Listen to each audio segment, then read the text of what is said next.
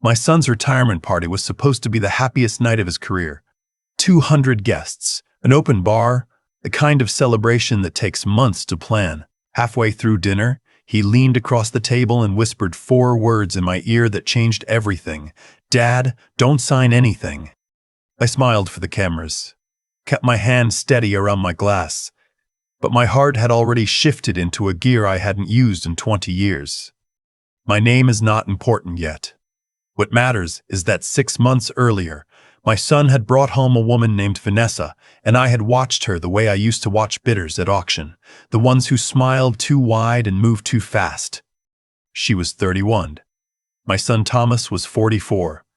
She had a way of finishing his sentences that seemed charming until you noticed he'd stopped having opinions of his own.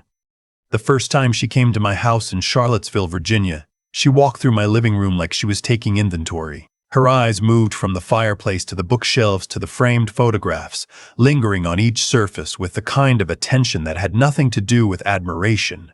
She asked twice what year the house was built, asked once about the property taxes, laughed and called it just curiosity. I offered her coffee. She asked if I had anything imported. Thomas watched her with the expression of a man who has decided to be happy and is working very hard at it. After they left that evening, I sat with my dog on the back porch and thought about the way she'd touched the edge of my desk. Not casually, not accidentally, but with 2 fingers pressed flat against the wood like she was measuring it. I called my old friend Barbara, a retired family attorney I'd known since our kids were in school together. "Just to talk," I told her. "You're not calling just to talk," she said. "What did she do?" I didn't have anything specific yet. That was the problem. A feeling isn't evidence. A look isn't proof. I'd spent 35 years as a forensic accountant, 15 of those consulting for the IRS and 3 separate U.S. attorneys' offices. And I knew better than most people that instinct only gets you to the starting line. You still have to run the race. So I watched. I watched how Vanessa steered conversations away from Thomas's past, his first marriage, his savings habits, the small investment property he owned in Roanoke.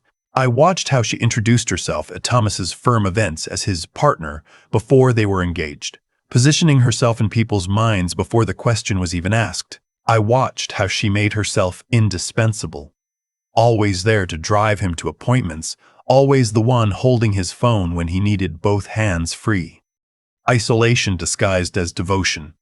I'd seen it before in financial fraud cases. The playbook was older than either of them. 3 months in, Thomas called me on a Sunday morning, his voice lighter than it had been in years.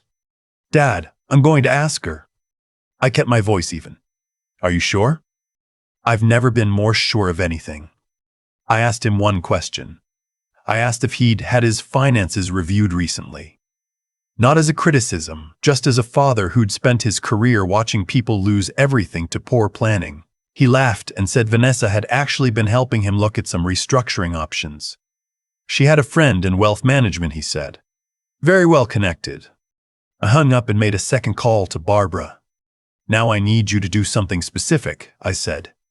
Her name was Vanessa Calloway, no prior marriages on record, which itself told me something. A woman her age, this practiced at partnership dynamics, had almost certainly run this play before without leaving a paper trail. Barbara found 2 civil complaints filed in different states, both settled confidentially. One involved an elderly man in Phoenix whose family alleged financial manipulation.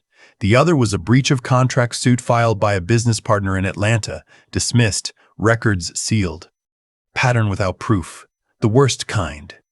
Thomas announced the engagement in November. The retirement party, celebrating his 20 years at the architecture firm, was scheduled for February at the Jefferson Hotel in downtown Richmond. Vanessa organized most of it. She had the guest list. She had the caterer. She had Thomas's assistant send out the invitations under her direction. She also, I learned later, had arranged for a notary to be present that evening. I didn't know that part yet when I arrived at the Jefferson in my good suit, the one I'd bought for my wife Eleanor's funeral 4 years earlier. Thomas met me at the door, proud and nervous in the way that men get when they built something real and want their fathers to see it. 200 of his colleagues and friends filled the ballroom. The architecture firm's senior partners were there. his old college friends, people who'd known him since before Vanessa. She was already working the room. I watched her move from table to table, a hand on an arm here, a laugh there, always positioning herself slightly closer to the senior partners than to Thomas's friends. She had a talent for making powerful people feel seen. I recognized the skill because I'd spent a career interviewing people who used it. Dinner was served. Speeches were made. Thomas was toasted 3 times and looked genuinely moved. For a while, I myself just be his father, watching my son receive the recognition he'd earned, and I pushed the other thing to the back of my mind where it lived. Then he leaned across the table. "Dad, don't sign anything tonight." He straightened up immediately, smiled at the person across from him, reached for his water glass. My face didn't change. I spent 40 years reading numbers that didn't add up, sitting across from people who needed me not to react. I can hold a still face longer than most. I excused myself after the main course. The men's room on the first floor of the Jefferson is all dark marble and brass fixtures, the kind of place where you can stand at a sink and look at yourself and decide what kind of person you're going to be for the rest of the evening. I ran cold water over my wrists. Old habit. Don't sign anything. 4 words. The specific economy of a warning delivered in a crowd, when there's no time for more.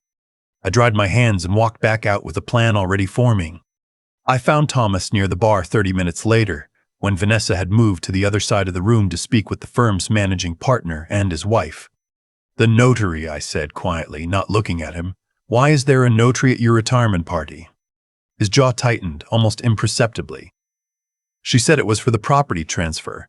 She found a buyer for the Roanoke place. She said the timing was good. Do it tonight while everyone's celebrating. Make it part of the evening." "What property transfer?" "She drew up the paperwork last week. I haven't read through all of it yet. She said the attorney reviewed it." "Thomas," I kept my voice very low, "look at me." He looked at me. "What attorney?"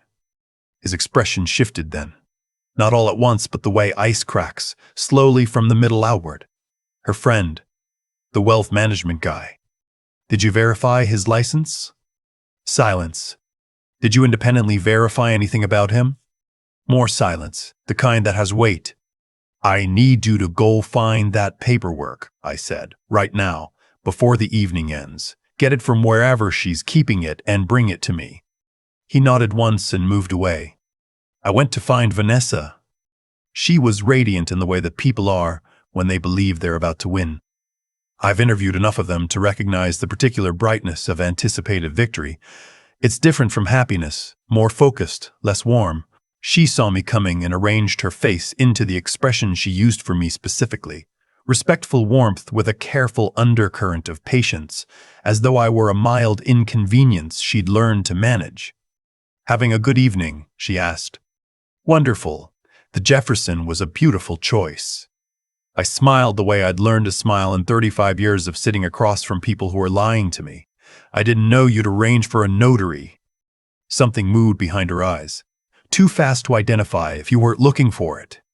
"Just making it easy for Thomas," she said. "He's been wanting to close the Roanoke deal for months. I thought, why not tonight when everyone's already celebrating?" "That's very thoughtful." I held her gaze. "What else is in the packet?" "Just the standard transfer documents." His attorney reviewed everything. "Which attorney specifically?" The brightness in her face adjusted itself by a fraction. "Marcus Webb. He has an office in Tyson's Corner." "Wonderful. I'll give him a call tomorrow to go over the documents with him directly. Just a formality. You know how we old accountants are." I smiled again. "We like to see the numbers ourselves." She smiled back. It didn't reach her eyes. Thomas found me 20 minutes later near the coat check with a manila envelope in his hand. His expression told me what I needed to know before I'd opened a single page. We stood in the hallway off the main ballroom, the sound of the party muffled behind closed doors. I read through the documents twice. The Roanoke property transfer was real, a legitimate sale at fair market value. But attached behind it, on page 7 of a 12-page packet, was a financial power of attorney. Broad, durable, effective, immediately upon signing. It named Vanessa Calloway as Thomas's agent with authority over bank accounts, investment accounts, real estate decisions, and all matters related to the financial management of Thomas Edward Hargrove. Below that, a healthcare proxy, naming her as decision-maker in the event Thomas was unable to make decisions for himself. Both documents required only his signature and the notary's seal to become legally binding. I read the healthcare proxy again. I folded the documents carefully, put them back in the envelope, and handed it to Thomas. "Don't sign these tonight," I said. "Don't sign them ever without independent legal review. Not from her contact. From someone you choose yourself, someone she's never spoken to." His voice was very quiet. "She was going to have me sign this tonight, at my retirement party." "Yes." "With 200 people around, celebrating, after a few glasses of wine." He stopped, swallowed. "She planned the whole evening around this." I didn't answer because he didn't need me to. What I didn't tell him yet, what I was only beginning to understand myself, was how much larger this likely was. A power of attorney over a man who just retired, whose income had just changed significantly, whose assets included not only the Roanoke property, but a 401k with over $600,000, an inherited portfolio from his mother's estate, and a name on the deed of a house I planned to leave to him. She hadn't come for Thomas's savings alone. She'd come for mine.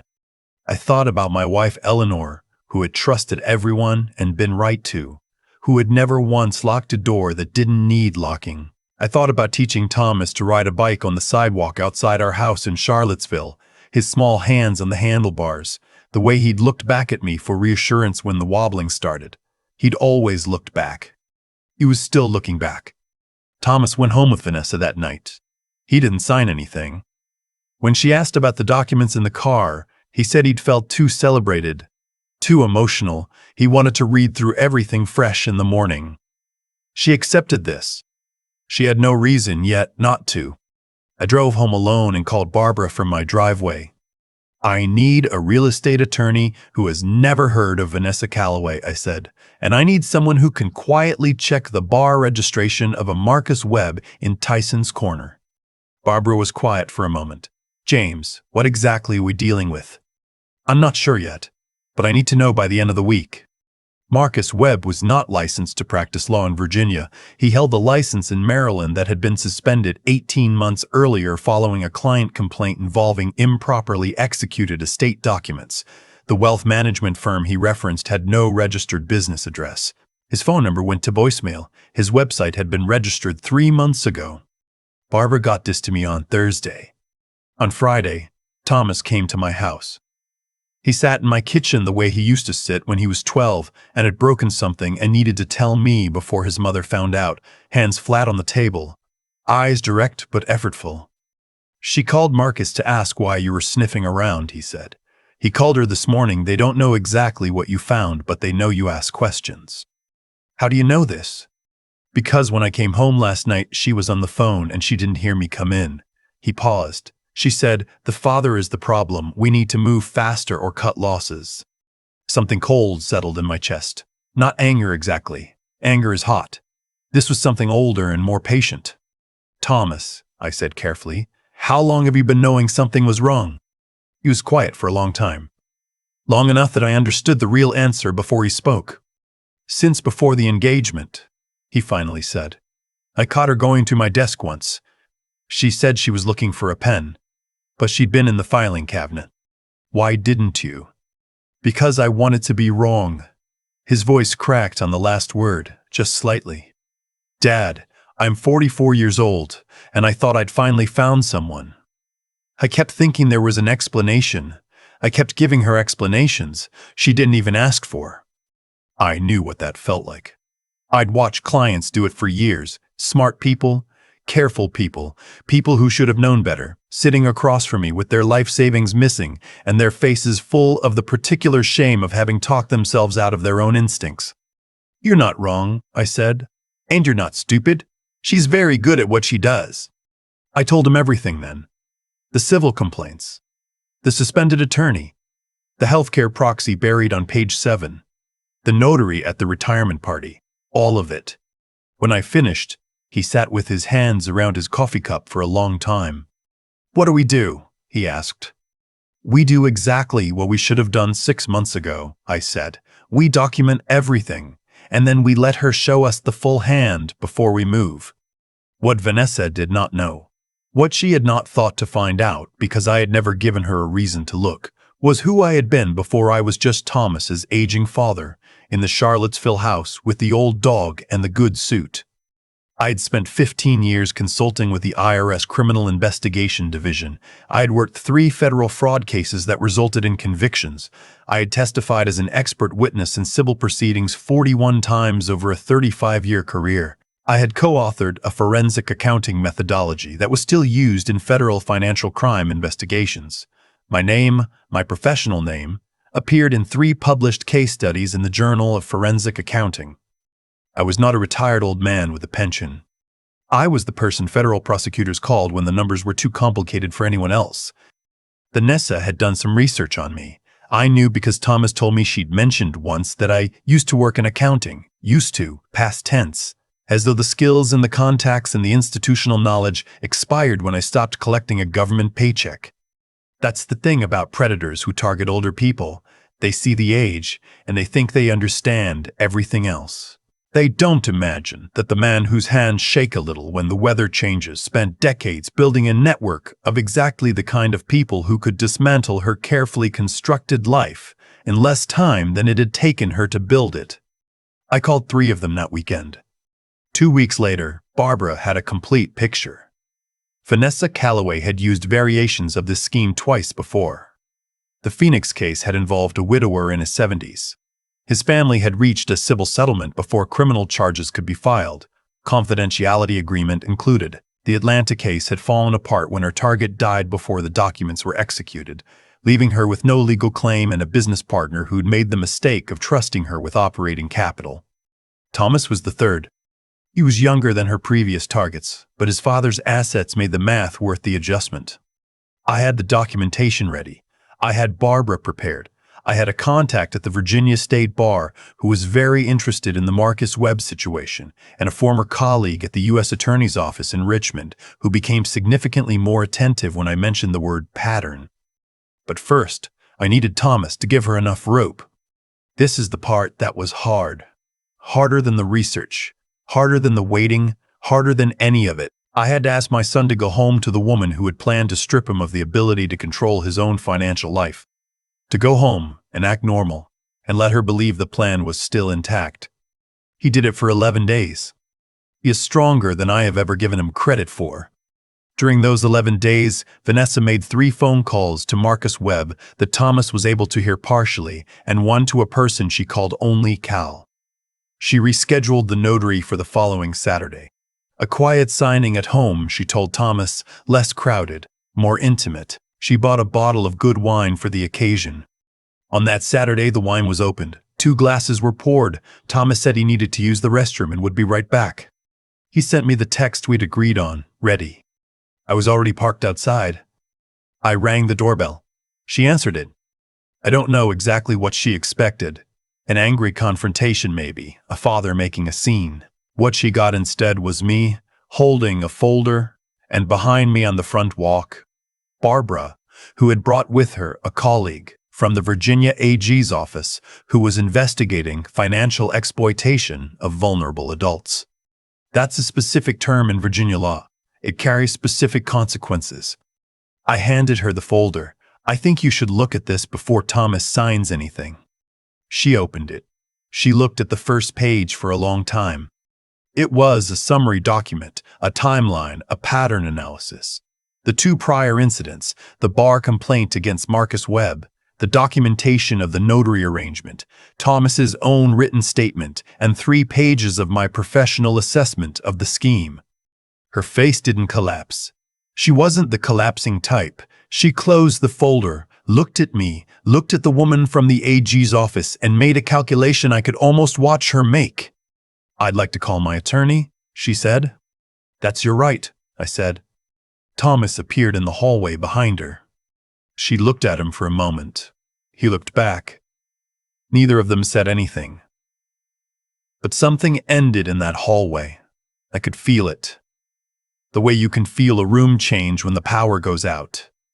Everything the same and completely different. She made her call. We waited in the living room. What followed took months, not days. The law does not move quickly, and I had spent enough of my career watching it to know that impatience at this stage is how cases fall apart. I was not impatient. The Virginia AG's office opened a formal investigation. Marcus Webb surrendered what was left of his Maryland license without contest and faced referral to federal authorities for the fraudulent legal representation across state lines.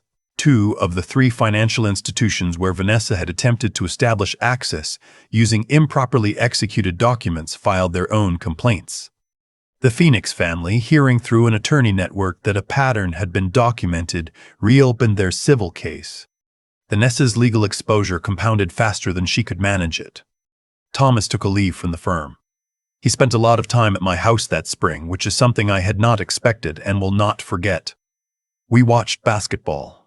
We argued about restaurants. He helped me repaint the back porch, a project I'd been putting off for 3 years. One evening in April, he told me he'd started therapy for the first time in his life, and that he'd talked for most of a session about the years after his mother died and how he'd been trying to fill a specific silence ever since. I didn't say much. I don't think he needed me to. What I did say after a while was this: you looked back. He didn't understand at first. When you were learning to ride your bike, you always looked back at me right before you thought you were going to fall. I was never as far away as you thought I was. He was quiet for a minute. Then he laughed, a real one, the first I'd heard in months. I thought you were going to say something wise. That was wise. Dad, that was just a bike story. The wise part is that I was always there. He shook his head, still smiling. We watched the rest of the game. The formal proceedings concluded that summer. Vanessa accepted a plea agreement that included restitution to the Phoenix family and permanent prohibition from acting as a fiduciary or legal agent in any capacity in the Commonwealth of Virginia. Criminal charges in Maryland were handled separately. I testified twice, once in the Virginia proceedings and once via written declaration for the federal referral. Both times, I was introduced as what I actually was, not what I had appeared to be. I think about that sometimes.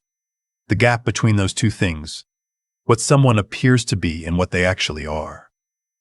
I'd spent a career in that gap, finding it in numbers, in ledgers, in the careful architecture of fraud.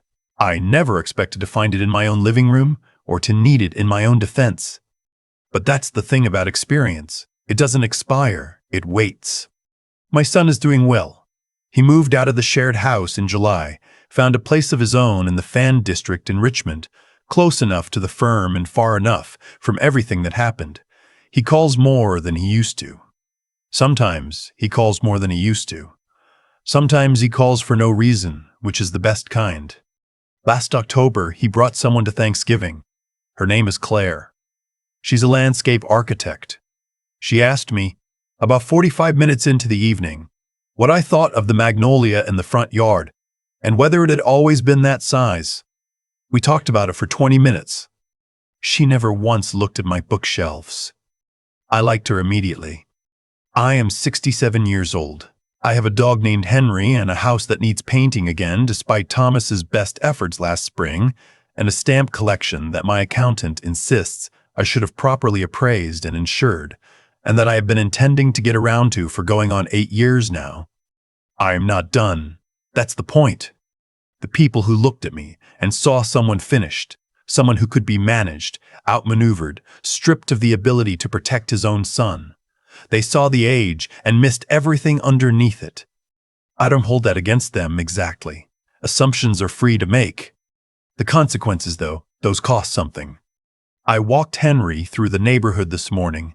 Same route we always take, past the elementary school and down toward the park where the oak trees are old enough that their roots have buckled the sidewalk in 3 places. The city never fixes it. After a while, you stop expecting them to and just learn where to step. That's most of what experience is, I think, learning where to step. Henry stopped to smell something at the base of an oak. I waited. The morning was cold and clear. Somewhere down the block, a kid was yelling something to a friend, the pure, uncomplicated yell of someone with nowhere to be. I thought about Thomas, about the retirement party and the 4 words, and the look on his face in that hallway, when everything ended and something better, slower, quieter, more durable, got the chance to begin. I thought about Eleanor, who would have seen through Vanessa in about 11 seconds and would have been very polite about it. Henry finished his investigation and looked up at me, ready. I said, "Okay, let's go," and we walked the rest of the way home together. I keep coming back to that moment at the sink. Cold water over my wrists, the marble counter, the sound of the party on the other side of the wall. 4 words sitting in my chest like a stone. Don't sign anything tonight. Vanessa had planned that evening down to the wine glass.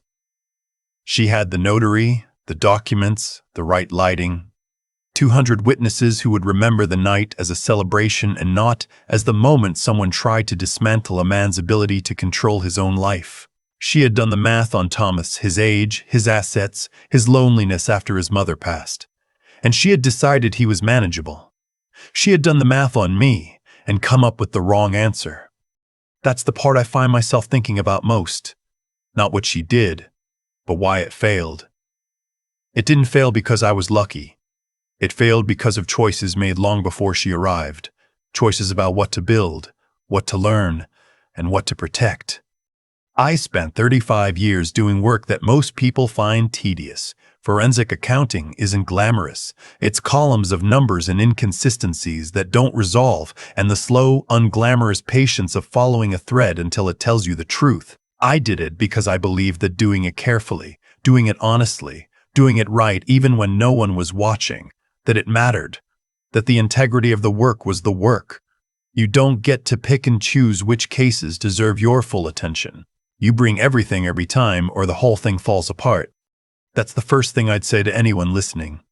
Not as a lecture, just as something I know to be true from experience. The habits you build in the ordinary days are the exact tools you'll reach for when the extraordinary days arrive. Vanessa thought she was dealing with a retired old man.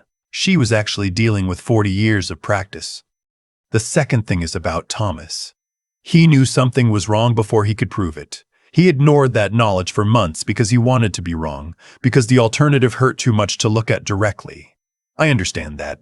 I've watched it happen to people far more sophisticated than my son. But here's what I also watched. The moment he stopped explaining away his own instincts, the moment he looked at me across the kitchen table and told me the truth, that's when everything shifted. Intelligence isn't just knowing things. It's having the discipline to stop protecting yourself from what you already know. He sat with the discomfort of those 11 days. He went home and acted normal and held it together when it would have been easier to confront her or run. That kind of steadiness under pressure, that's not something you're born with. It's something you choose over and over in small moments until it becomes who you are. And the last thing is this. Thomas called me last week for no particular reason. We talked for 40 minutes about nothing important. Before he hung up, he said, "I'm glad you are paying attention." I told him I always was. That's not heroism.